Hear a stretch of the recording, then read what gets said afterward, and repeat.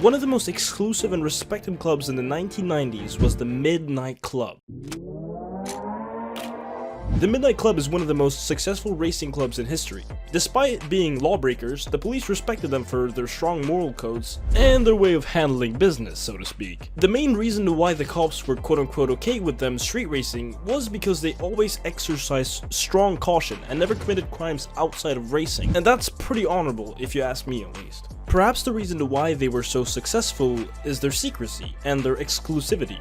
Midnight Club was only for the elite few who could be trusted and understood the value of keeping secrets. Even when the police started a crackdown on racers and underground racing, no Midnight Club member was ever caught. The club eventually disbanded in 1999 following an accident. The accident resulted from an altercation between Midnight Club and the mischievous members of the Bozuku Motorcycle Club, which led to 6 bikers getting hospitalized and one of them dying. One of the sacred rules of the Midnight Club was that it would disband if they ever endangered the life of the public. The accident broke this rule, so they immediately separated.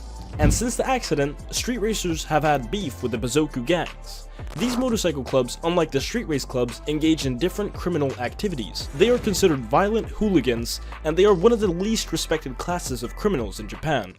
After the Midnight Club accident, the police became extra hard on illegal street racing. Speedways in Tokyo are now equipped with license plate scanners, cameras, and speedometers. In addition to that, the government has placed heavier penalties on illegal customizations of cars. Nonetheless, the racers have found ways to escape the law. Some racers put their license plates on hidden spring systems that prevent the numbers from being read when the car is in motion. With the Midnight Club gone, the Kanjo Zuko Club has taken over as the premier secret racing league in Japan. Like their predecessors, they are now the primary target of Osaka's traffic police. But it appears the club learned the art of being elusive from the Midnight Club. Seeing as the police have been unable to catch any of them, their members are unknown and they only race at night, away from the city, in the most rural and less densely populated areas. This way there is less risk of innocent bystanders getting involved in a crash. The Japanese Underground Racing Society is not made up of a shady group of criminals using street racing as a front for illegal activities. Thanks to the Midnight Club, the community holds itself to a certain standard of behavior that even the Japanese police respect. The Midnight Club set a standard for not engaging in illegal activities outside of racing. So, Japanese street racers are not your average fast and furious drug dealers. The Midnight Club had a code of ethics that all members had to obey by. They did however break the country's traffic and car modification law, but they never indulged in anything nefarious. No drugs, no guns, no violence, no pimping. Though members who got caught breaking the club's code of conduct were immediately expelled. Today, years after the disbandment of the Midnight Club, other street racing clubs still practice these ethics. Another rule that the club obeyed by is that you should never ever fake your membership in the club. Faking memberships to a club will get your car vandalized.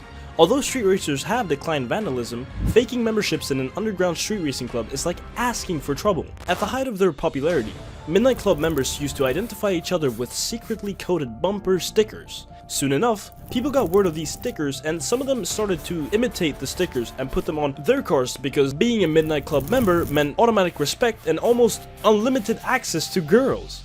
But when Midnight Club members found out about these posers, they were not smiling. They vandalized the cars to an extent that some of them were no longer drivable, sometimes even setting the cars on fire in their rage. The underground street racers are known for one thing: trash talking is just talking and talk is cheap. The Japanese are not interested in mouth battles. They prefer to let the cars do the talking. These cars have character, and they have names. Racers in Osaka and Tokyo can never be found racing in a car that does not have a nickname. The car's name is even more critical than the racer's name. The Midnight Club's most famous car, a highly modified Porsche 911 Turbo, was called the Blackbird. The fascinating thing about the Blackbird is that nobody knew the identity of the driver and the owner of the car.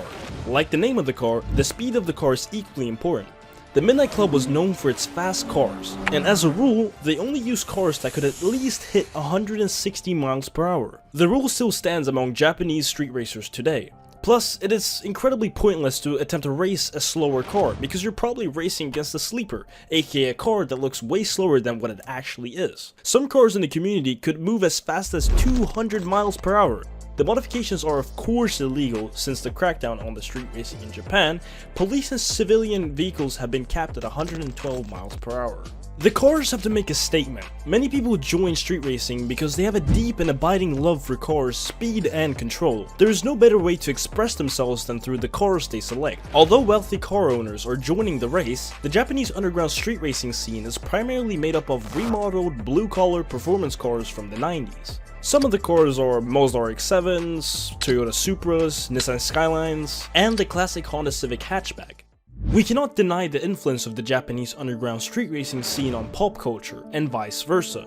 The Fast and Furious franchise sparked a renewed interest in street racing, causing races to be more crowded than ever before. The Togei's popularity associated with the manga series Initial D, Japanese expressway racing scenes have also been portrayed in the manga Wangan Midnight by Michiharu Kuzunoki, and the movie series Shuto Kuzuku Trial. Video games, street art, comics, and so on have been made based on the exploits of Midnight Club.